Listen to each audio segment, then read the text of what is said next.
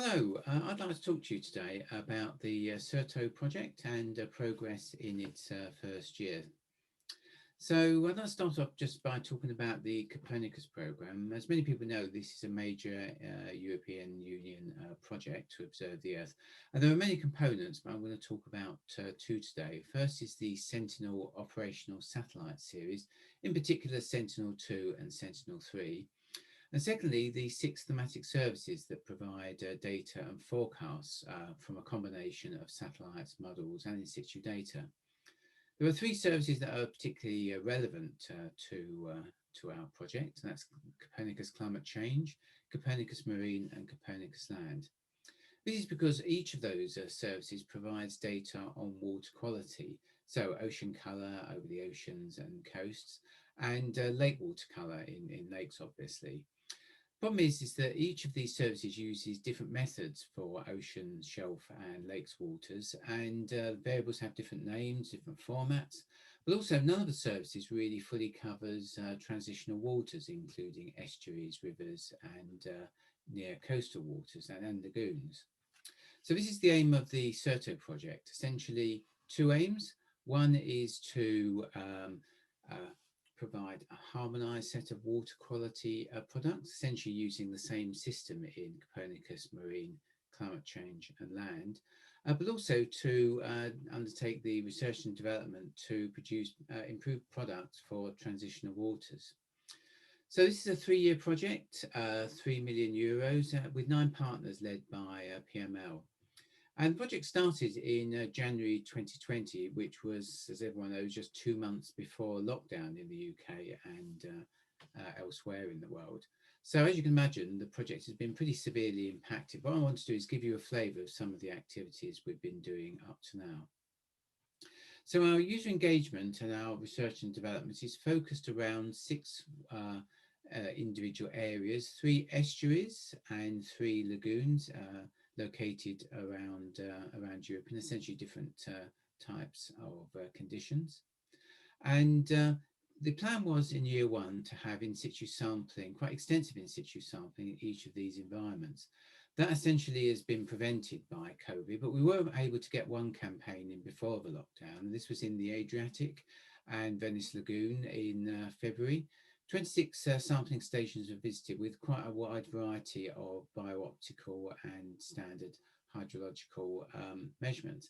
Also, a key point is that there was a Prisma image over the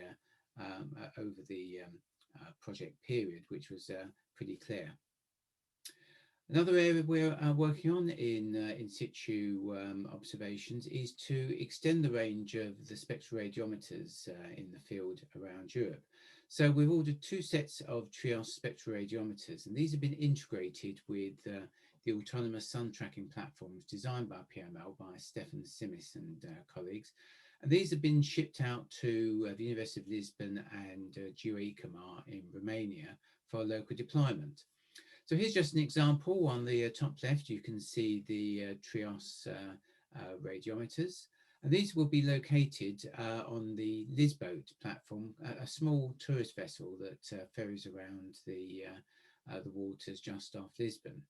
As you can see from the figure on the bottom left, this will cover a wide variety of waters in the narrowest point between Lisbon and the Almada coast, and this track will be taken about 4 or 5 times each day, so this will give good opportunities for taking in situ measurements. Moving on, a key activity in CERTO is to come up with optical water types which cover the full range from oceans to coasts to inland waters. And so what we've done here is taken the case study areas, taken in situ data, and also used the Sentinel-3 and Sentinel-2 archives which we processed and fed these into an optical water type generator to come up with optical water classes across these regions. We've then used these for each region to come up with regional analyses to find the occurrence and time of different water classes. Now, the aim of this is that it will be used in year 2 and year 3 to guide the in situ sampling. That is what we're aiming to do, is where we find that a water class has got very few in situ points, we will then take additional points in waters which are found from the analyses to be of that particular water type. These then can obviously be used in other areas as well.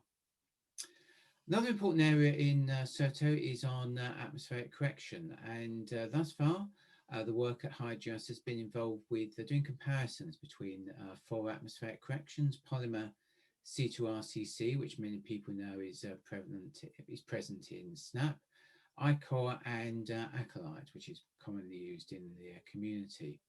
So these are just examples to give a visual appearance. And we've also done some comparison with in situ data, in this case with the AquaAlta oceanographic tower, which has the Aeronet OC instrument. And this is just off Venice. So obviously we had planned wider comparisons, but this has been limited by COVID. So these are some preliminary results, and they show in terms of mean difference and mean absolute difference plotted as a function of wavelength. And from these, it looks like for Sentinel-2 and Sentinel-3, the polymer algorithm does appear to be performing best, at least for this region. Another activity we've been doing is to produce radiative transfer simulations with the aim of looking at the impact of bottom effects, bathymetry effects, and also adjacency on the retrieved marine reflectances. So moving on, another activity is to look at indicators, measures based on chlorophyll or suspended particulates. And an example here is shown as the phenology, or looking at the timing and duration of a spring bloom or an annual bloom. This is work by Mary Fanny Racco. And the idea is to look at different indicators that are relevant for industry, for monitoring agencies, EU policy, and scientists. So to enable us to look at these indicators for each region, we've processed the complete Sentinel-2 MSI archive for each of the regions. And we've put these onto a web portal, which you can see the address given here. And these are freely available if you just go to that site. For each region, we've provided data with a variety of different chlorophyll algorithms and turbidity algorithms.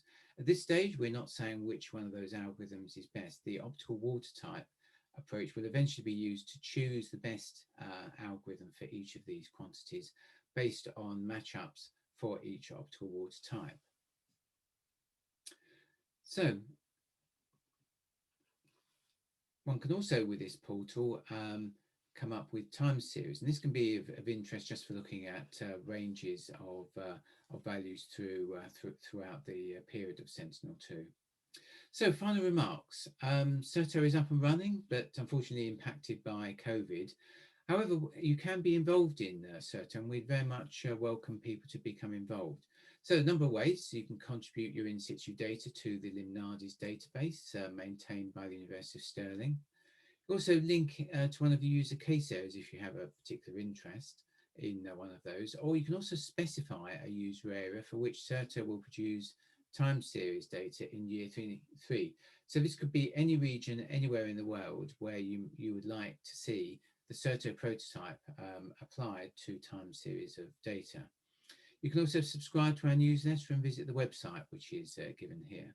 So finally, just say thank you very much and good afternoon.